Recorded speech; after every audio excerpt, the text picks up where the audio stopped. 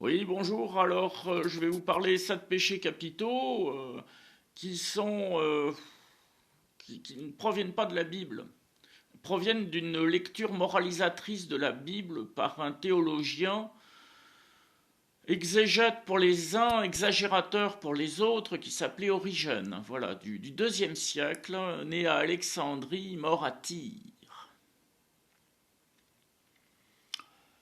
Voilà, donc il fait partie de ces gens qui prennent la Bible et qui trouvent plein de morale dedans, alors que, personnellement, j'en trouve pas.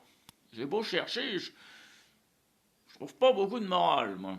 Je trouve des règles, oui, des règles ou des choses, on vous dit, eh ben là, c'est pur ou c'est impur, un comportement pur ou impur, mais je trouve pas vraiment de morale.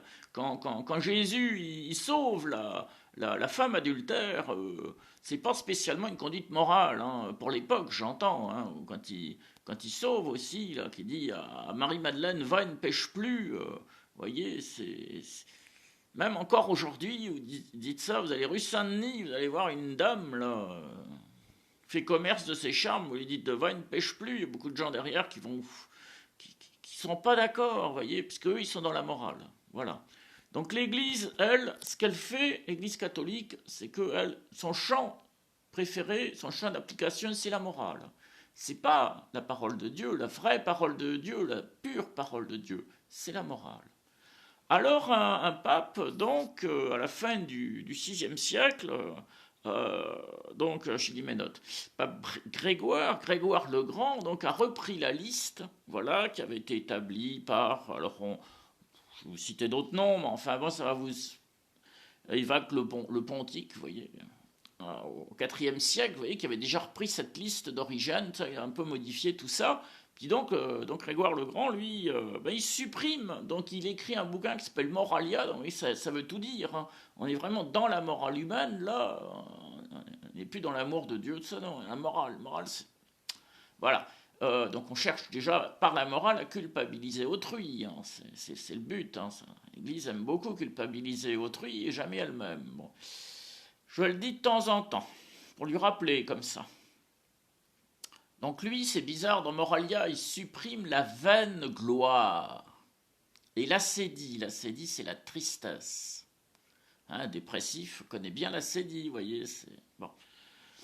Mais ce qui est bizarre, c'est qu'il supprime la vaine gloire, qui est... Alors que quand on connaît Satan, hein, tous ceux qui aiment leur vaine gloire, vous voyez, les vaniteux, les orgueilleux, tout ça, c'est pain béni, justement, pour Satan. Ils les adorent, ils rentrent dans leur esprit. C'est que, voilà, c'est les plus grands déviants de la foi. Ce sont ceux qui recherchent leur vaine gloire. Et il y a pourtant une parole du Christ qui est très très connue, ou méconnue d'ailleurs, c'est qui parle de sa propre initiative, recherche sa propre gloire. Et Pape François est un grand champion de la catégorie, hein. J'ai lu beaucoup de ses ouvrages, ou parcouru dans les librairies, j'ai lu quelques encycliques, tout ça. Il cherche beaucoup sa gloire, oui. Mais la parole de Dieu, il la cite jamais.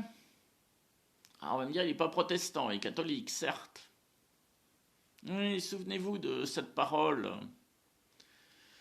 Eh oui, qui parle de sa propre initiative, recherche la gloire, vous voyez. C'est très très important parce que quelqu'un voilà, qui parle, puis qui ne cite jamais la Bible, c'est un petit peu embêtant, vous voyez, c'est qu'il met Dieu de côté, vous voyez. Ça, c'est le grand plaisir de tous les chefs catholiques, vous voyez, c'est d'évincer Dieu, vous voyez. Voilà, donc c'est au Concile de Latran, au XIIIe siècle, qu'on arrête définitivement la liste, que vous connaissez bien sûr. Et qu'est-ce qui fait le boulot? C'est Thomas d'Aquin, qui est très très très apprécié par l'Église.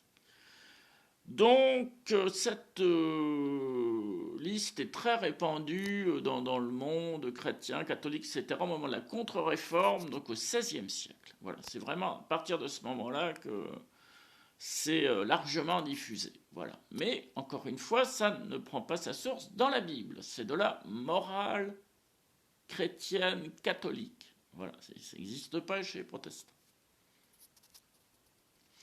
Voilà, donc ben moi ce qui vient pas de Dieu, ben je l'écarte. Et puis ben ces églises un peu farfelues, hein, de gens qui vous parlent d'épîtres, mais qui finalement se comportent tous en pitres, en clowns, en vulgaires clowns, ben non, je les débadge, c'est ça. Je retire les badges, vous voyez, je passe, je retire les badges. Ah oui, moi dans mon ancien métier, ça voulait dire quelque chose. C'est très grave quand vous êtes débadgé. Moi, ça m'est jamais arrivé, bien sûr. Je l'ai vu faire, hein. Et ben après, vous n'avez plus le droit de travailler. Voilà, hein. Donc je retire mon accréditation à l'Église catholique tant qu'elle n'est pas supprimée comme ça.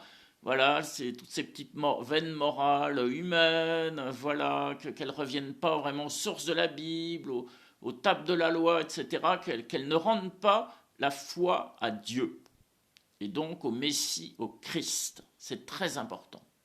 François, Dieu bénit les obéissants.